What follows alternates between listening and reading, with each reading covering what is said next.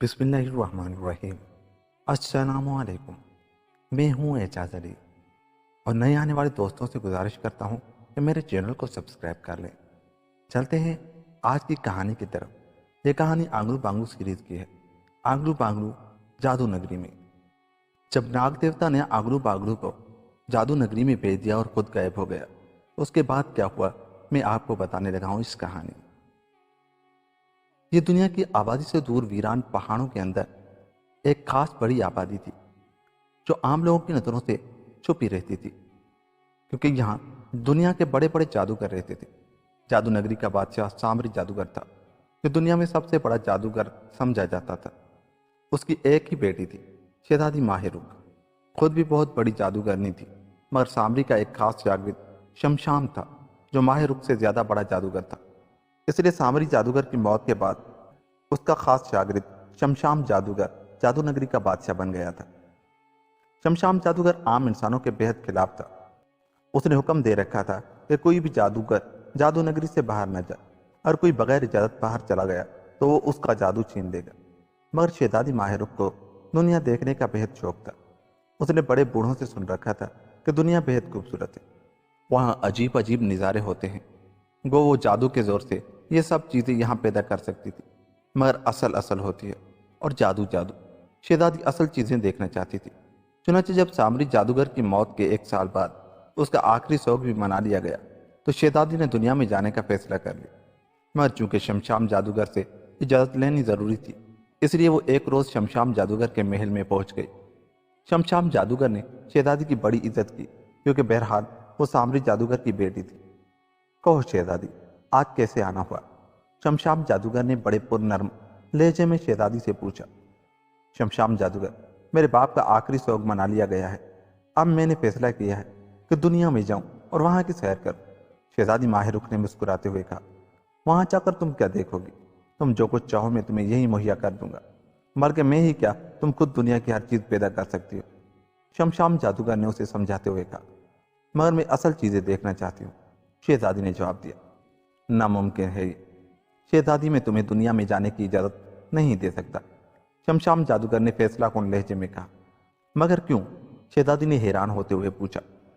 اسے یقین تھا کہ شمشام جادوگر کم از کم اسے انکار نہیں کرے گا، مگر شمشام نے سختی سے جواب دے دیا تھا، اس لیے کہ یہ تمہارے باپ سامری جادوگر کا حکم ہے۔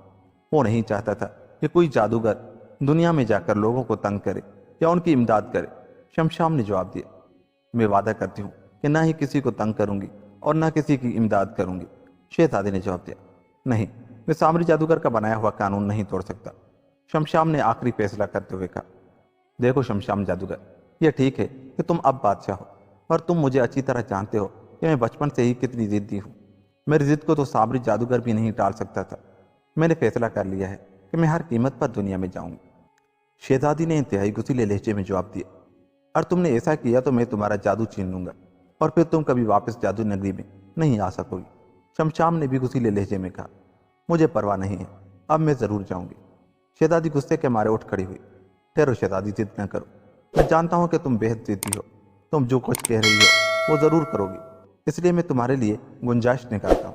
شمشام نے جواب دیا، کیا گنجائش نکالو گے؟ شہزادی نے پوچھا۔ میں تمہارے باپ سامری جادوگر کی روح کو طلب کر کے یہ مسئلہ اس کے سامنے رکھ دیتا ہوں، وہ جو فیصلہ کرے گا وہ مجھے بھی منظور ہوگا اور یقیناً تمہیں بھی۔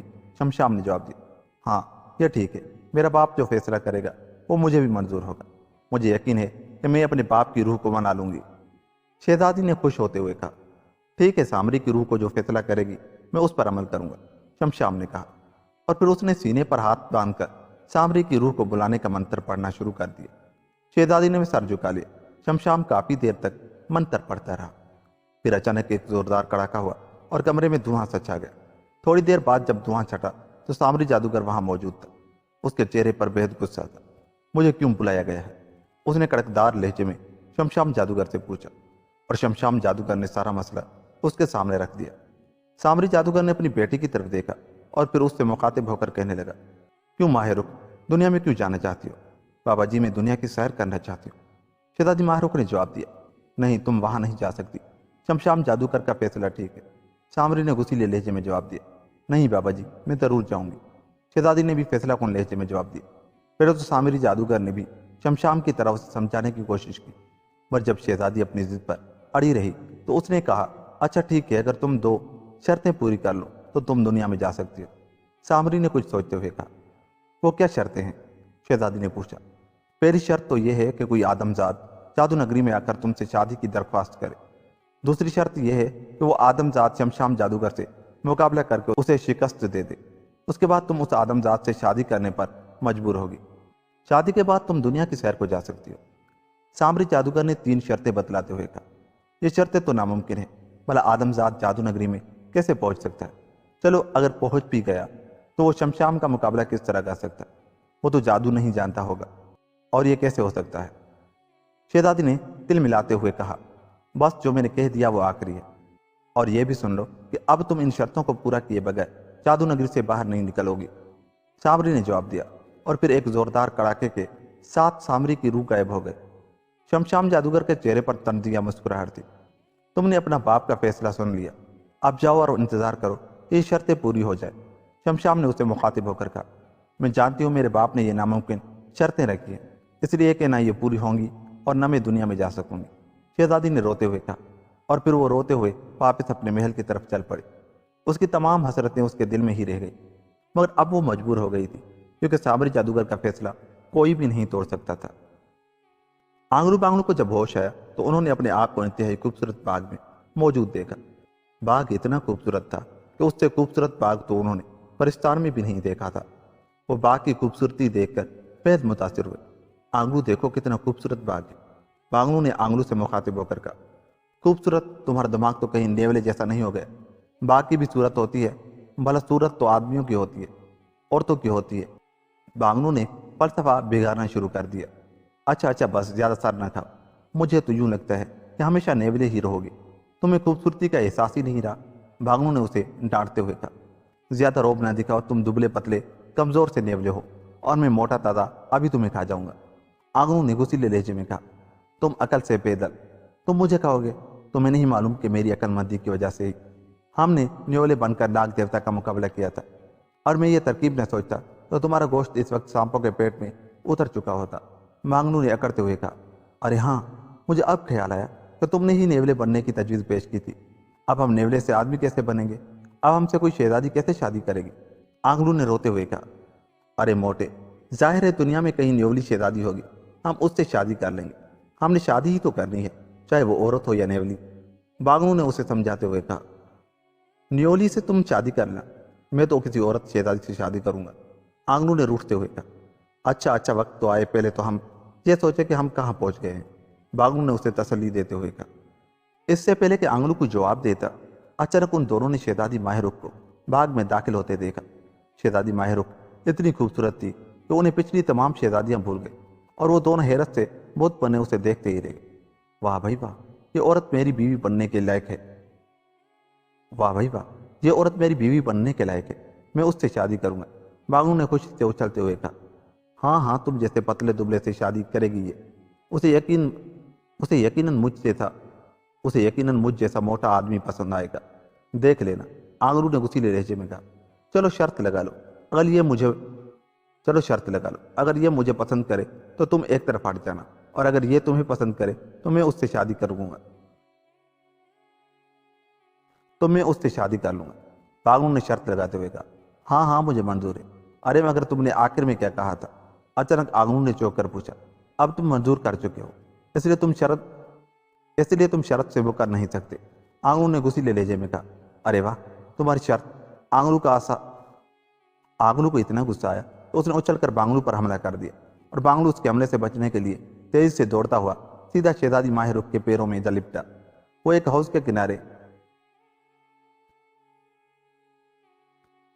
ہاؤس کے کنارے بینچ پر سر جھکائے خاموش بیٹھی تھی۔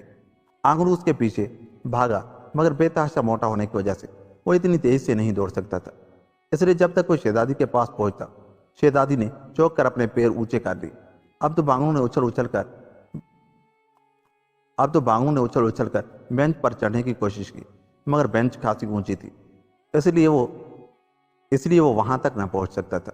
اتنے میں آنگلو بھی وہاں پہنچ گیا۔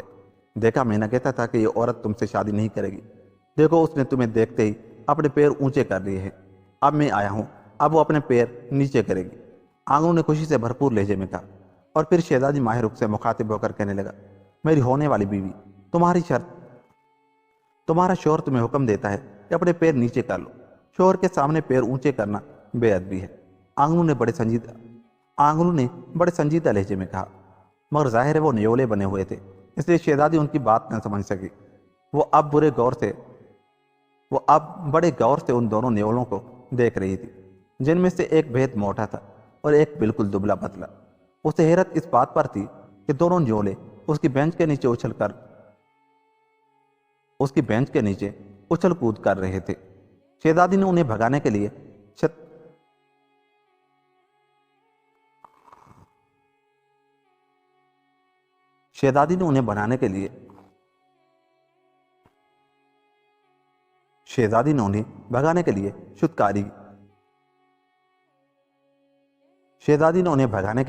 ششکاری بھری، مگر وہ دونوں بدستور اپنی جگہ ڈٹے رہے۔ ابھی وہ سوچ ہی رہی تھی کہ اچانک شمشام جادوگر بھاگتا ہوا باغ میں آیا اور شہزادی کے قریب آ کر کھڑا ہو گیا۔ اس کی نظریں ان نیولوں پر جم سی گئی تھی، او نہ ہو تو یہ آدمزاد جادو نگری میں داخل ہونے میں کامیاب ہو ہی گئے، مگر میں انہیں یہاں رہنے کی اجازت نہیں دے سکتا۔ شمشام جادوگر نے منہ میں بڑبڑاتے ہوئے کہا، کیا مطلب کہ یہ آدمزاد ہے؟ شہزادی ماہ رخ چونک کر بولی، اس کے چہرے پر شدید حیرت کے آثار تھے۔ ہاں شہزادی، یہ دونوں آدمزاد ہیں جنہوں نے سانپوں کے سب سے بڑے دیوتا کام راجا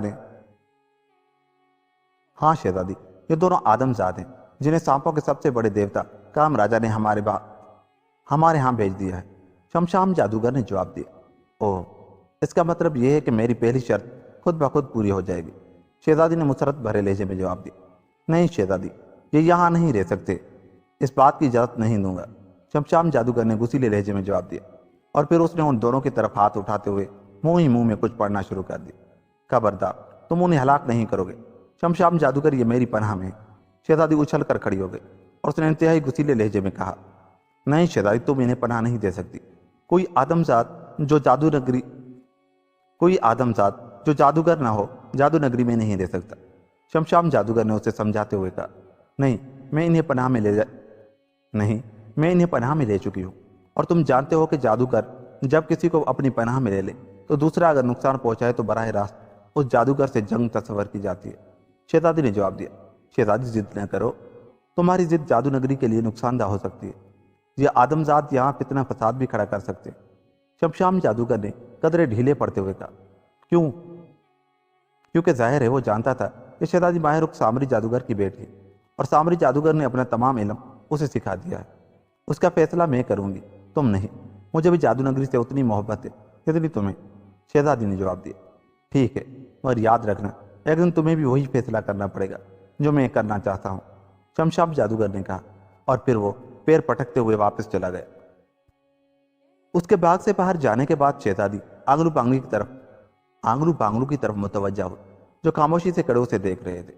شہزادی چند لمحے انہیں بغور دیکھتی رہی، پھر اس نے آنکھیں بند کر کے منہ میں کچھ پڑھنا شروع کر دیا۔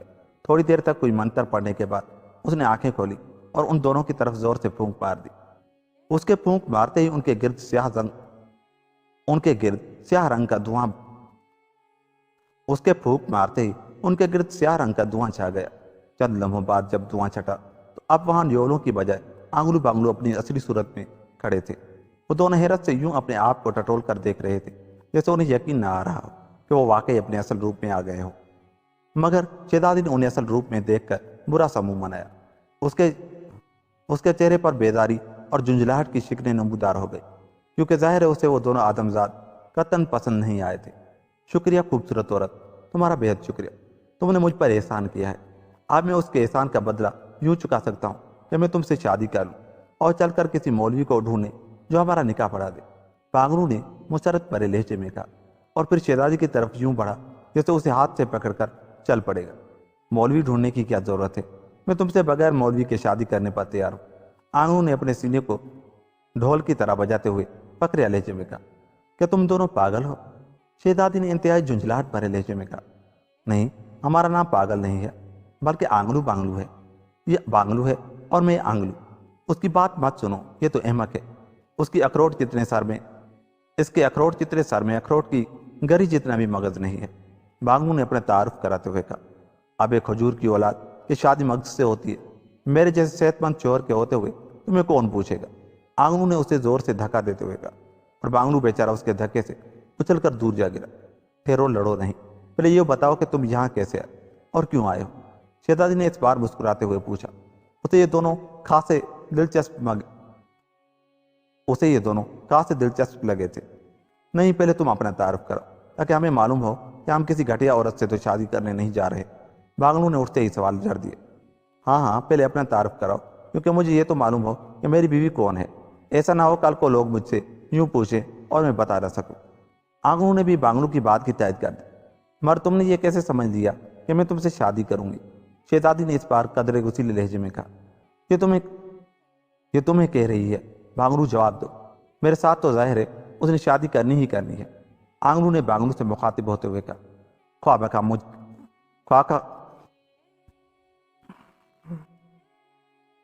مجھے کہہ رہی ہے، تمہیں کہہ رہی ہے، تم جواب دو۔ شادی کی درخواست پہلے میں نے کی تھی، اور عورت صرف اس سے شادی کرتی ہے جو پہلے درخواست کرے۔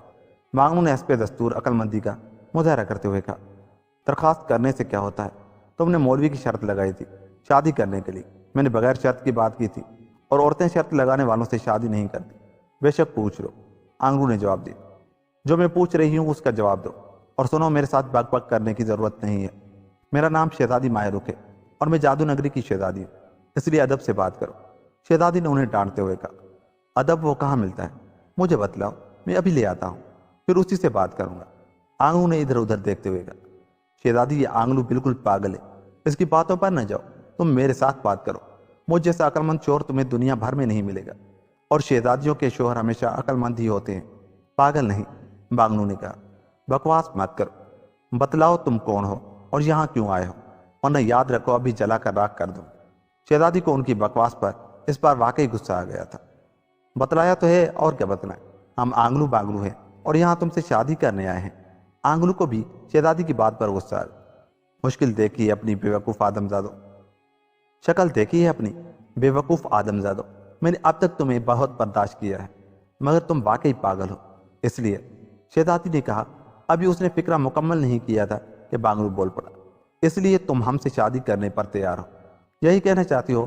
ٹھیک ہے، اچھا فیصلہ ہے، اور چلیں۔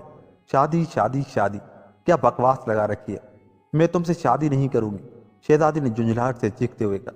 بس سن لیا نا، اب ہٹ جاؤ، شہزادی تم سے شادی نہیں کرے گی، اس نے کہہ دیا ہے، شہزادی مجھ سے شادی کرے گی۔ آنگلو نے بانگلو کو زبردستی پیچھے دھکیلتے ہوئے بڑے فقری لہجے میں کہا، میں تم سے بھی شادی نہیں کروں گی، موٹے بیوقوف۔ شہزادی نے پہلے سے زیادہ غصیلے لہجے میں کہا، چلو حساب برابر ہو گیا، دراصل شہزادی ہم دونوں کو پسند کرتی ہے، اور ہم مل کر شادی کر لیں، آدھی شہزادی تمہاری آدھی میری، ٹھیک ہے نا؟ بانگلو نے فوراً آگے بڑھ کر کہا۔ پھر اس سے پہلے کہ آنگلو کو جواب دیتا، شہزادی نے اپنا ہاتھ ان کی طرف اٹھایا اور منہ ہی منہ میں کچھ پڑھنا شروع کیا، مگر آنگلو نے لپک کر اس کا ہاتھ پکڑ لیا۔ ادھر بانگلو بھلا پیچھے رہنے والا تھا، اس نے جھپٹ کر شہزادی کا دوسرا ہاتھ پکڑ لیا، اور اسی لمحے شہزادی کا منتر بھی ختم ہو گیا۔ منتر ختم ہوتے ہی ایک زوردار کڑاکا ہوا، اور ان کے گرد دھواں سا پھیلتا چلا گیا، مگر چونکہ ان دونوں نے شہزادی کے ہاتھ پکڑے ہوئے تھے، اس لیے شہزادی بھی اس دھوئیں کی زد میں آ گئی۔